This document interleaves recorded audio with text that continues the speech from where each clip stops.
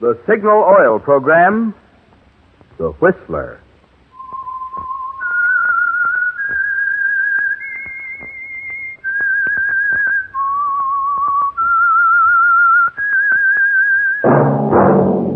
That whistle is your signal for the Signal Oil program, The Whistler.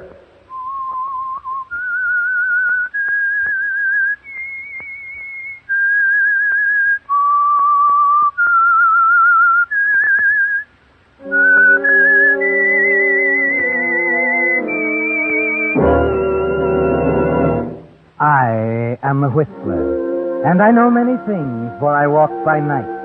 I know many strange tales hidden in the hearts of men and women who have stepped into the shadows. Yes, I know the nameless terrors of which they dare not speak.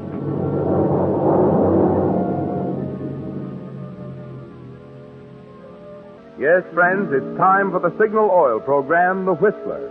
Rated by independent research, the most popular West Coast program in radio history. And Signal gasoline is tops, too, tops in quality. It takes extra quality, you know, to give you extra mileage. And Signal is the famous Go Farther gasoline. So look for the Signal circle sign in yellow and black that identifies friendly dealer-owned Signal service stations from Canada to Mexico. And now the Whistler's strange story. Caesar's wife.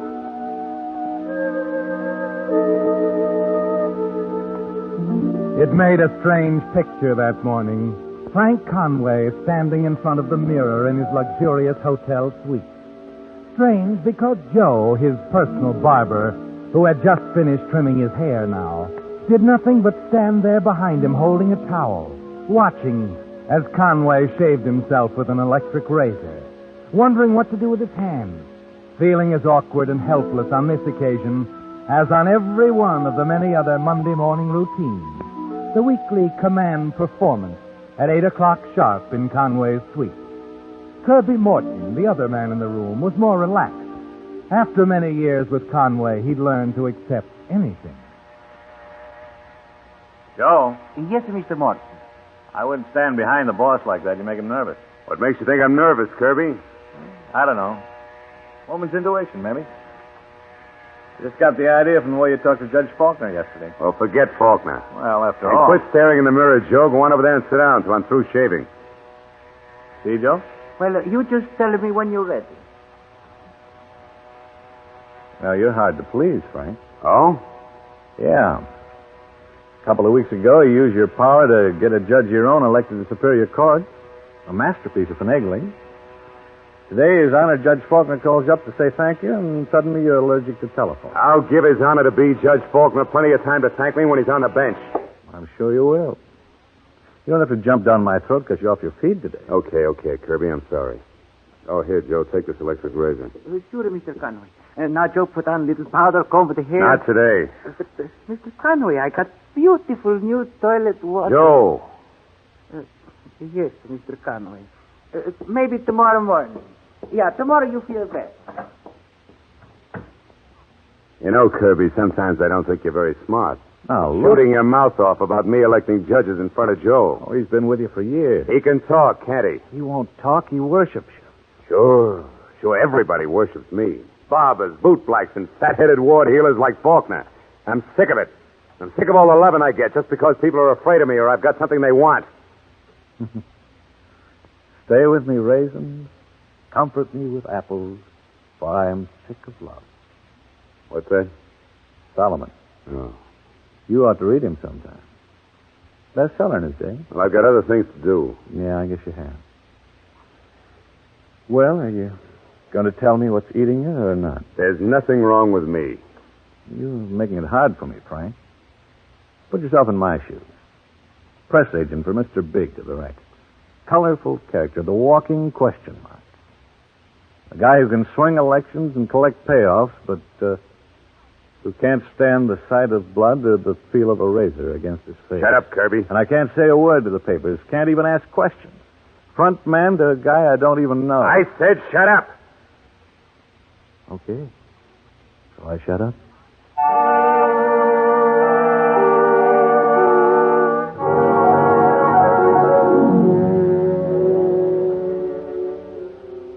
You have a right to be irritated with Kirby, haven't you, Frank? Yes. In the years he has served you, he certainly should have learned that your strange fear of sharp objects, of things that cut and scratch, is something no one asks about ever. The big secret, the thing that makes you a walking question mark, belongs to you and only one other man in the world. A few minutes later, as you and Kirby are about to settle down to work, he gets on another subject just as irritating. Yeah, Frank, if I didn't know you better, I'd say you had woman trouble. You got all the symptoms. Maybe you're right, Kirby. You're a little old for that now, aren't you, Frank? Think so? Gloria's a great girl. You wouldn't want a better wife. If you ask me... I didn't ask you. Now, look... Wait a Frank. minute. Frank, darling. Gloria, what do you mean by walking in like that? Listen to him, Kirby. You'd never know he had the top floor of this hotel practically sealed off for his private use. Now, just the same, I've told you... Just the same, darling, stop growling. I just dropped by to tell you I had a date for lunch. Oh? That's nice. Anybody I know? Oh, yes, I think so. Mitzi Raymond. You remember her. Used to be in the chorus with me at the Hermosa Club. You don't expect Frank to remember anything that far back, do you, Gloria? Oh, you make me feel like something out of the Floridora Sextet. Resent that for me, will you, Frank? Now kiss me. I've got to hurry. Sure. Your face is so smooth, darling. Well, see you later, honey. Wonderful girl. Yeah. What were you saying about... Forget it. I don't want to talk about it now. Come on, let's get this work cleared up. I've got a feeling I'm going to have an important date for lunch.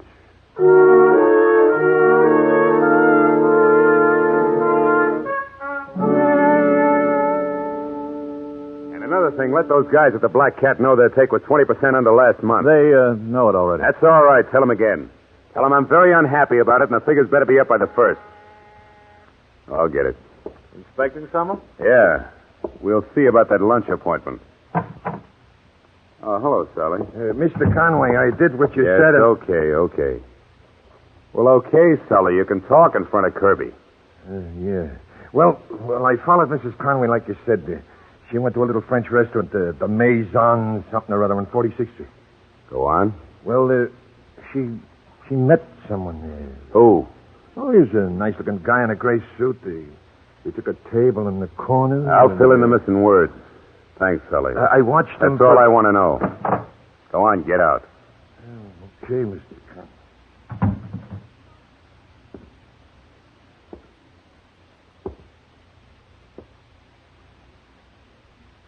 Well, Yeah. what does that mean? That's, Mitzi he was talking about. Used to dance in the line at the Hermosa. I can't believe that Gloria... Kirby, you're a whiz at quotations. You know the one about Caesar's wife? Huh? I ran across it just the other day. Caesar's wife should be above suspicion. What did Caesar do about it, Kirby? He left her. She got off easy, didn't she? Don't go jumping at conclusions. Yeah. Caesar didn't have much pride, Kirby. There's only one thing to do in a case like this. Now, wait a minute, Frank. You got to give her the benefit of the doubt. I've given her enough. I've given her everything. Well, it's about time she gave something to me. Her life? No. Not hers. But you don't know this guy. You aren't sure. I know what the book says. Render unto Caesar the things that are Caesar's. That's all, Kirby. It's as simple as that.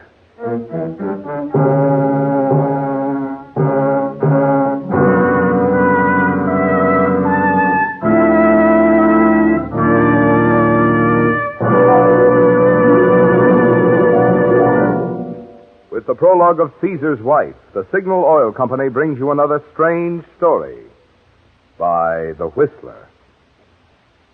But now a word to you drivers who want to be sure you're getting the tops in quality when you buy gasoline.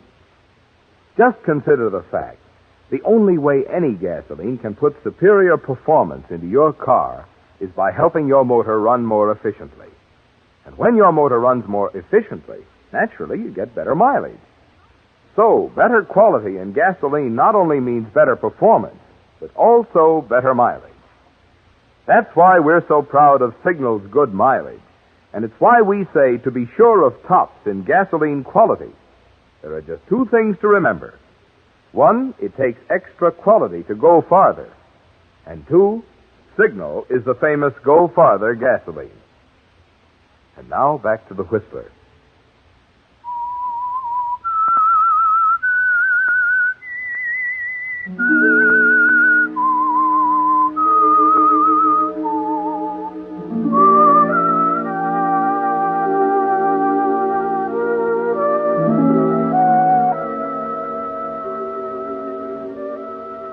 Yes, Frank.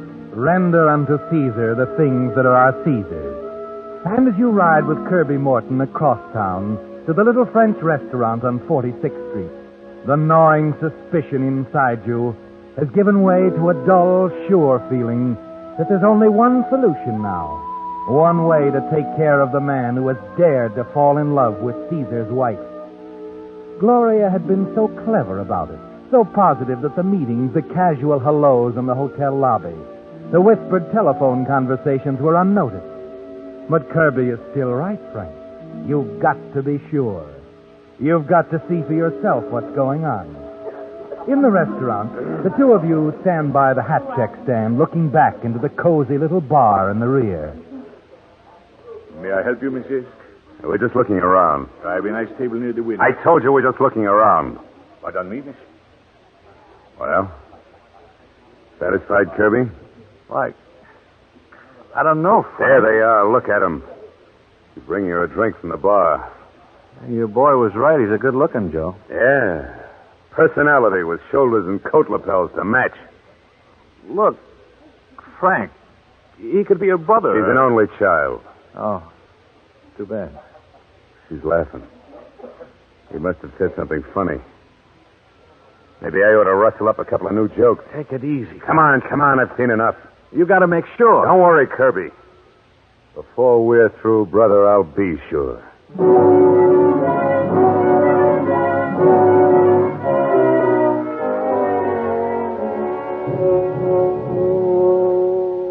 Never seen you like this before, Frank, going to all this trouble, tapping Gloria's telephone and everything. Relax, Kirby. I'm handling this personally.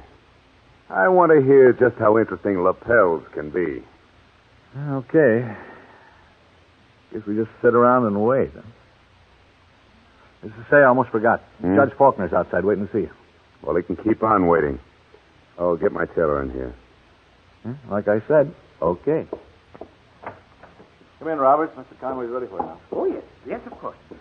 Mr. Conway, now this will only take a minute.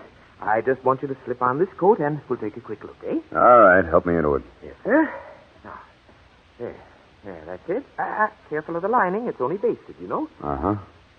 Say, what about these lapels? The lapels? Yeah. Oh, well, I had them pinned back, but they're the latest thing, Mr. Conway. I made certain. Well, I saw some lapels about this wide and out to here. Oh? Sharp. That's the way I want them. Oh, but with this type of garment... Never mind. I know what I want. Of course, Mr. Conway. I was only trying... Look out! What are you trying to do to me? Get away! Mr. Conway, I don't Look understand. at this pin sticking right out. The pin? What harm can a pin? Skip it and take this thing off me, do you hear? I don't want the suit floating in an ash can. Frank, he's... Pay him out. Get him out of here. I don't want to hear anymore. You better go, Roberts. But the material... Send the bill over to me. Come on. Well, all right, Mr. Kirby, though. I hate to do business this way. It's all right. See you later, Roberts. Don't worry about it.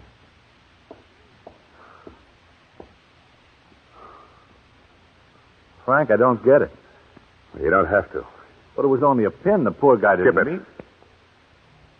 No, I won't. A few days ago, it was a pair of scissors that upset you. Last week was an ordinary can opener. I thought I made it clear, Kirby. You don't have to see anything. But we're friends. I ought to know you well enough. But you don't. Nobody knows me that well. Now, let's forget it, huh? I've got other things to attend to.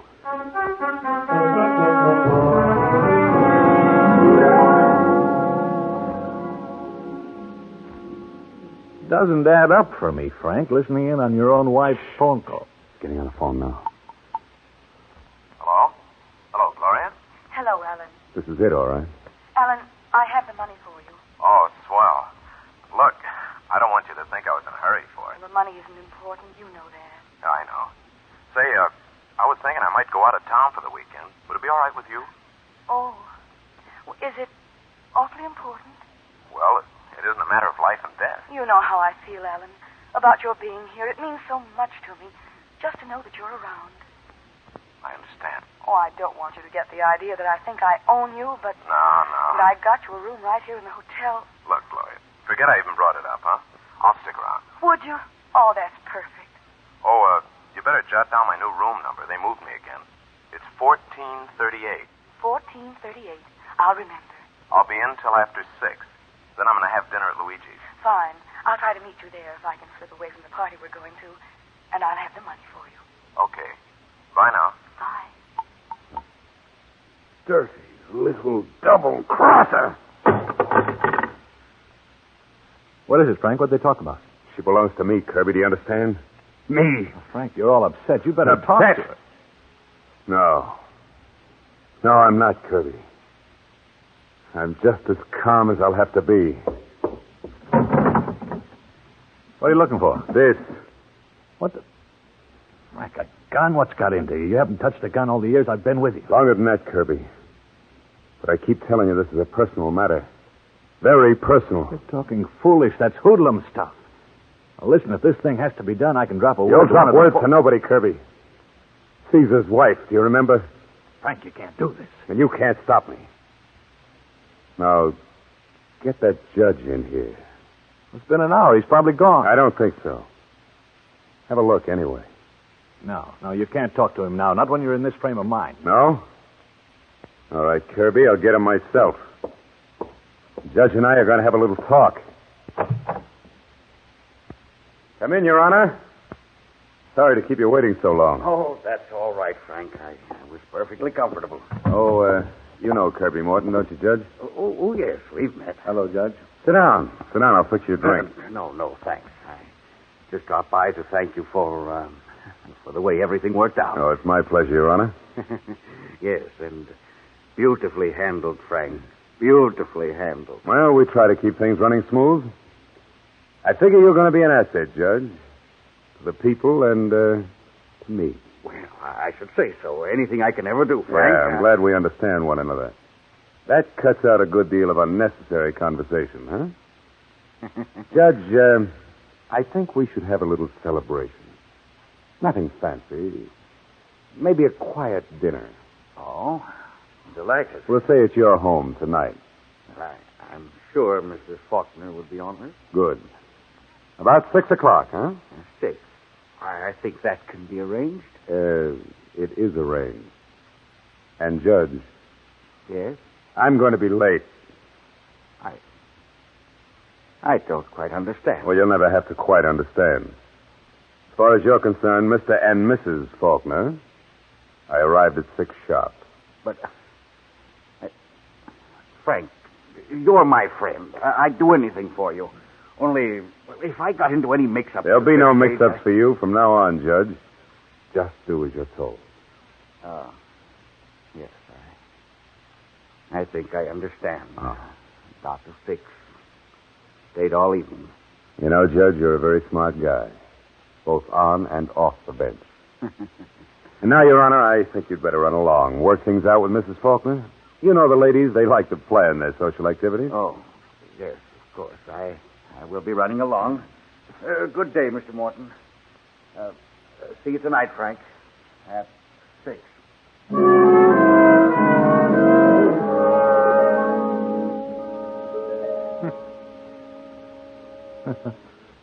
A judge for an alibi. Is that the way it's going to be, Frank? Yes, Kirby. That's exactly the way it's going to be. It's a good thing you found use for him so soon. What do you mean by that? Because it won't take long for the people to find out he's a phony, and after he's thrown out of office, he won't be much use to you. Look, Kirby, if you're trying to stop me... Oh, no, Frank. I know better than that. You've made your decision. Nothing I can say will stop you now.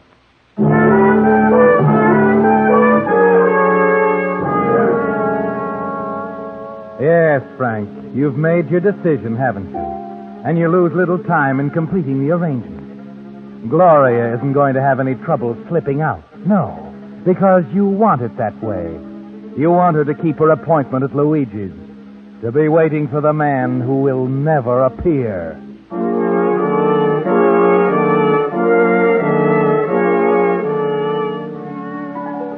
It's almost 6 o'clock before you're alone with Gloria. And it isn't easy to think of the brutal thing you're going to do. Gloria's so beautiful, isn't she, Frank? As she sits at a mirror combing her hair, she seems so devoted, so innocent. You're getting dressed kind of early tonight, aren't you, Gloria? Uh-huh. You don't mind if I spend a little extra time making myself beautiful for you, do you, darling? No. No, I've always wanted you to make yourself beautiful. For me. Frank, what's the matter? You sound, well, strange. Do I? Yes. Is there something bothering you? Something on your mind? Nothing that can't be cleared up, Gloria. I think that after tonight, everything will be all right again.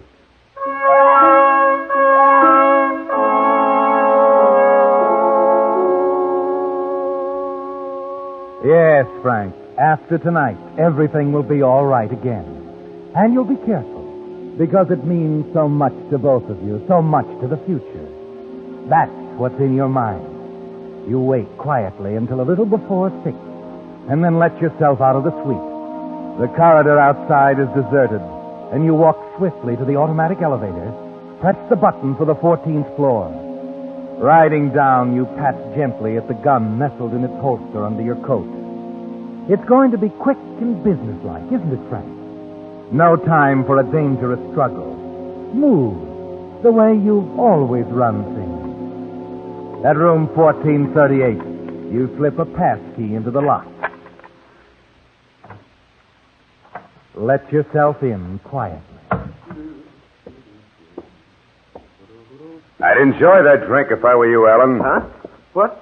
Go on. It's as good a way as any to die, enjoying a last drink. Mr. Conway. That's right, Mr. Conway, not Mrs. What's the matter? What are you talking about? Sorry, Alan. I'm all through talking. No, wait. You don't know what you're doing.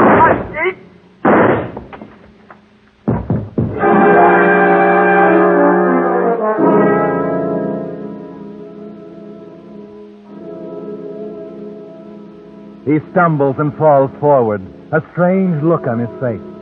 The glass in his hand smashing into fragments on the tabletop by your side as you step back quickly. It's all over, isn't it, Frank? Quick, smooth, businesslike, just the way you figured it. A few minutes later, you're out of his room and stepping into the automatic elevator again. You smile as you reach to press the button. Then you freeze, staring at the back of your hand. A long red line, Frank. A chance cut by the shattering glass Alan dropped. You stare at it, horrified. Because there it is, Frank. The answer to your unusual personality. Your big secret. Hemophilia. The weakness you've guarded so faithfully from everyone but your personal physician. Yes, Frank. The smallest cut or scratch can kill you. Let you bleed to death. It's the thing that's kept you away from violence, isn't it, Frank? Forced you to have things done smoothly, businesslike. Because a tiny accident like this can cost your life. No, I'll bleed to death. I gotta get help.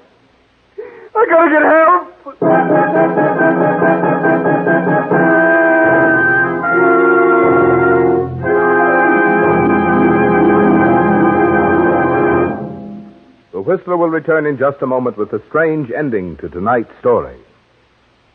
Meantime, here's good news. Brand new 1947 road maps are now at signal service stations just in time for your summer trips.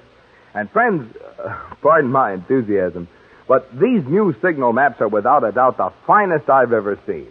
Prepared by Rand McNally, they have all the latest road changes and conditions, as well as many places of interest not included on ordinary maps. Jumbo in size and printed in full color, they're easy to read and have the new accordion fold easy handling. In addition, these new signal maps have handy extra features, such as enlarged sections of metropolitan areas, Also a radio log showing where on the dial you'll find your favorite programs as you travel. Plus a Western States mileage chart and a list of interesting places to see. Yes, Signal Oil Company has gone all out to bring you the finest road map obtainable. And now they're yours for the asking at any Signal service station. And now, back to the Whistler.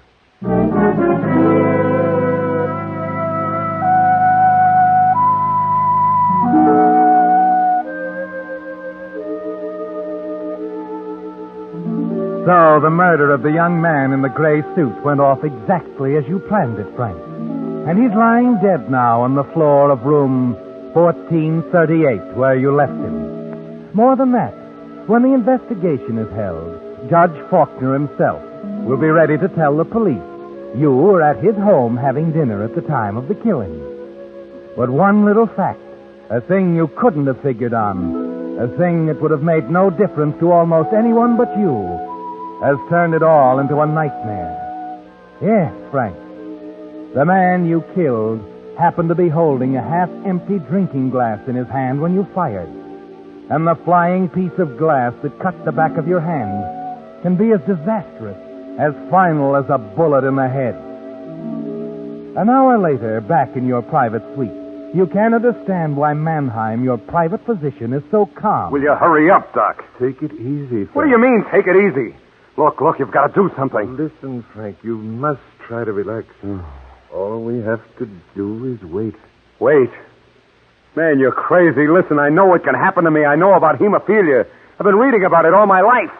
But it's not going to happen. You're right, and you don't know how lucky you are. You need more than an ordinary transfusion. You're an unusual type and need a special type of blood.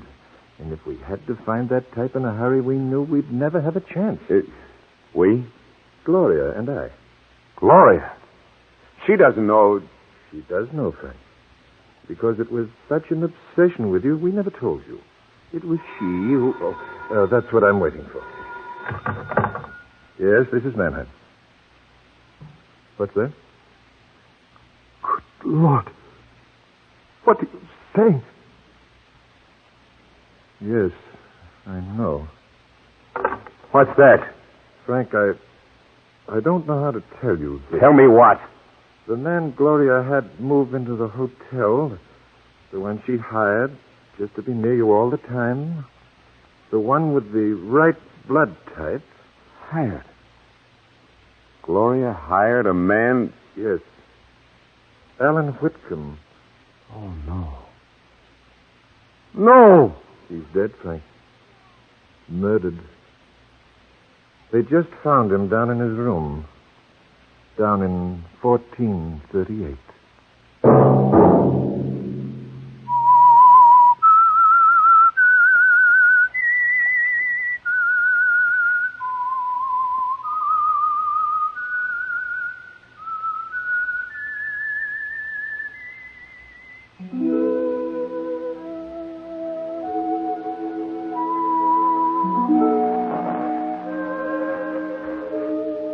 Let that whistle be your signal for the Signal Oil program, The Whistler. Each Monday at the same time, brought to you by the Signal Oil Company, marketers of Signal gasoline and motor oil and fine quality automotive accessories. Signal has asked me to remind you, to get the most driving pleasure, drive at sensible speeds, be courteous, and obey traffic regulations. It may save a life, possibly your own. Featured in tonight's story were Gerald Moore and Barbara Luddy with Willard Waterman. The Whistler was produced by Gordon T. Hughes with music by Wilbur Hatch, story by David Victor and Herbert Little, and was transmitted to our troops overseas by the Armed Forces Radio Service. This is Marvin Miller speaking for the Signal Oil Company. This is CBS, the Columbia Broadcasting System.